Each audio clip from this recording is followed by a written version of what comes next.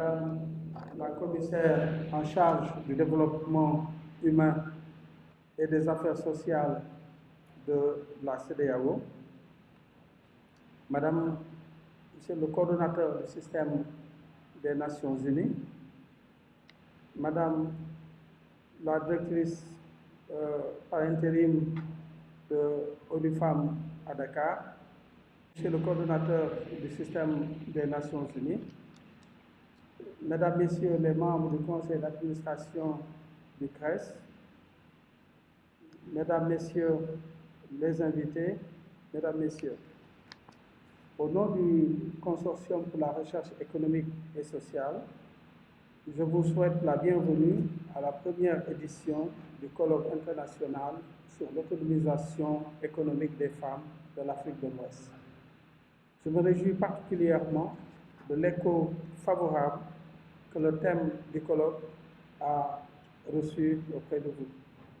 Vous avez bien compris l'importance de tout ce qui se rattache à la capacité des femmes de réussir, de progresser sur le plan économique et de pouvoir de prendre des décisions économiques, de les appliquer et ainsi de réaliser pleinement leurs droits et leur bien-être. C'est dire que l'enjeu n'est rien de moins qu'une participation plus forte, plus décisive des femmes à l'atteinte des objectifs de développement inscrits dans les agendas des pays ouest-africains tels que la croissance économique, la réduction de la pauvreté, le développement de la santé, l'éducation et le bien-être. En effet, comment peut-on atteindre de tels objectifs sans s'intéresser à la contribution spécifique de celles qui constituent la majorité des populations des pays ouest-africains? Tout progrès économique que les femmes enregistrent est une contribution directe à la création de richesses, à l'augmentation des revenus des ménages et de leur bien-être.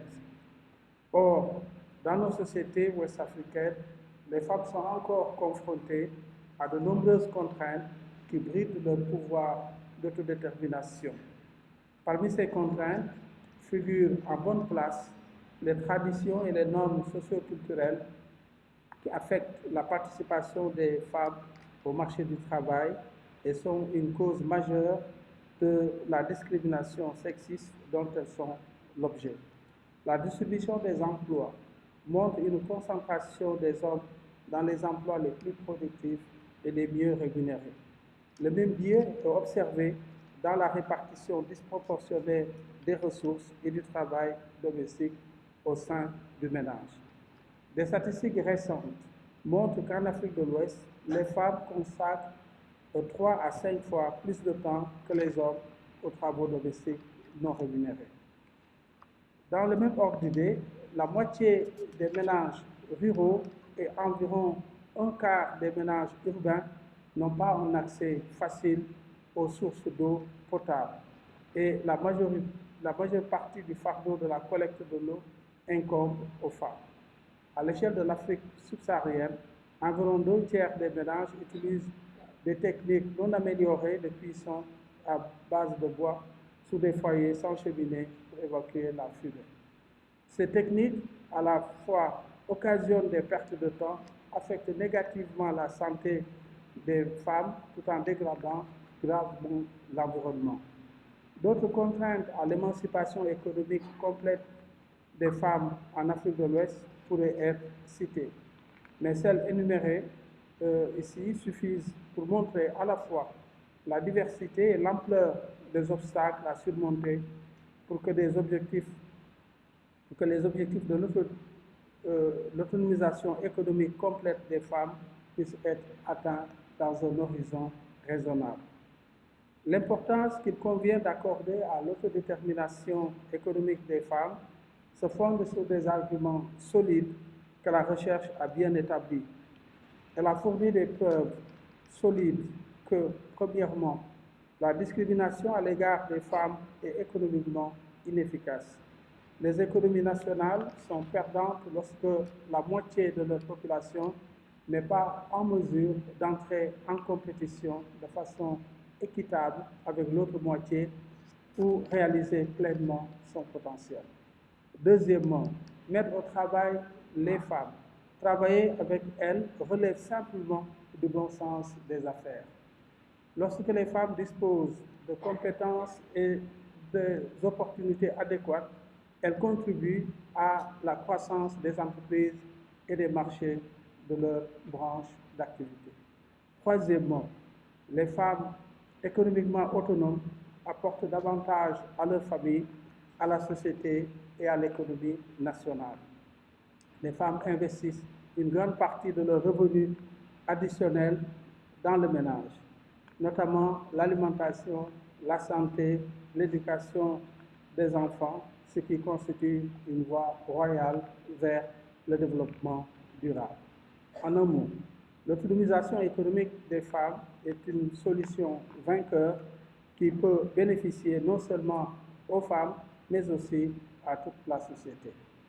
Mesdames, Messieurs, au cours des 10 dernières années, une prise de conscience de l'importance de l'autonomisation économique des femmes s'est manifestée dans les pays ouest africains sous l'impulsion de la communauté internationale, des gouvernements, de la société civile et aussi de l'émergence de femmes fortes qui montrent la voie à suivre. Mais le chemin qui reste à parcourir est encore très long avant que ne prévale une égalité complète entre les hommes et les femmes du point de vue de leur accès aux ressources et à la prise de décision économique. Un des moyens d'accélérer ce processus est certainement de mettre à disposition des acteurs du développement une masse de connaissances régulièrement mise à jour dans tous les domaines couverts par l'autonomisation économique et surtout mettre en place un cadre permanent d'échange. C'est pour réunir ces deux conditions qu'un forum multi-acteurs sur l'autonomisation économique des femmes en Afrique de l'Ouest, dénommé FAUAO, a été mis en place.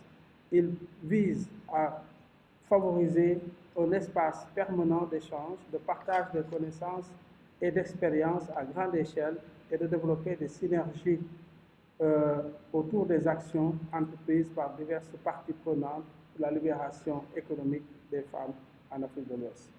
La diversité de ces membres fondateurs qui sont issus de la recherche, de la coopération internationale, de la société civile, de la coopération régionale, reflète le souci du forum d'être une organisation inclusive et qui fait dialoguer les hommes et les femmes qui œuvrent dans des sphères certes très diverses, mais qui contribuent toutes à l'émancipation économique des femmes. Le colloque d'aujourd'hui donne corps à cette volonté du forum de créer un espace de partage. Conjointement organisé par le Consortium pour la recherche économique et sociale CRES et le Centre de recherche pour le développement international, en partenariat avec le ministère de la Femme, de la Famille, du Genre et de la Protection des enfants du Sénégal, le colloque a pour objectif d'instaurer un débat entre les différents acteurs publics, privés, communautaires et de la société civile sur la problématique de l'autonomisation économique des femmes. Partager des expériences et bonnes pratiques en matière de promotion de l'autonomisation économique des femmes. Renforcer le réseautage et la création d'alliances et de synergies entre les acteurs travaillant sur les questions d'autonomisation économique des femmes. Promouvoir l'utilisation des données probantes dans la prise de décision sur l'autonomisation économique des femmes et élaborer une feuille de route pour accélérer le plaidoyer en faveur des réformes pour l'autonomisation économique des femmes en Afrique de l'Ouest. Les travaux seront organisés au cours de 5 axes thématiques. Le premier axe, c'est le travail non rémunéré, les normes sociales et l'autonomisation des femmes. Le second axe, l'entrepreneuriat féminin, la finance inclusive et l'autonomisation des femmes. Le troisième axe, c'est éducation, formation, informalité de l'emploi et autonomisation des femmes. Le quatrième axe, c'est l'infrastructure, énergie renouvelable, économie verte et autonomisation des femmes. Et le dernier axe, c'est autonomisation économique des femmes et situation de crise multiple. Des sessions de présentation de résultats de recherche et d'expérience seront combinées avec des panels de discussion réunissant des acteurs spécialistes de différents thèmes qui seront traités. Nous anticipons qu'au terme de 2 jours de travaux, des synergies entre les différentes parties prenantes œuvrant pour l'autonomisation économique des femmes sont identifiées. Les décideurs sont exposés aux récentes évidences sur l'autonomisation des femmes. Une feuille de route pour accélérer les plaidoyers en faveur des réformes pour l'autonomisation économique des femmes d'Afrique de l'Ouest est adoptée. Mesdames, Messieurs, pour terminer, je voudrais me réjouir de l'excellent partenariat entre le CRES et le ministère de la Femme, de la Famille et de la Protection des enfants, ainsi que le ministère de l'Économie et du Plan.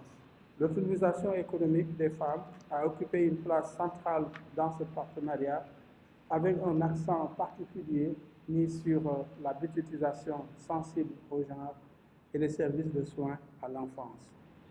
Nous remercions aussi le CRDI, dont l'appui financier et technique sur la durée a permis au CRES de s'engager dans des travaux sur l'autonomisation des femmes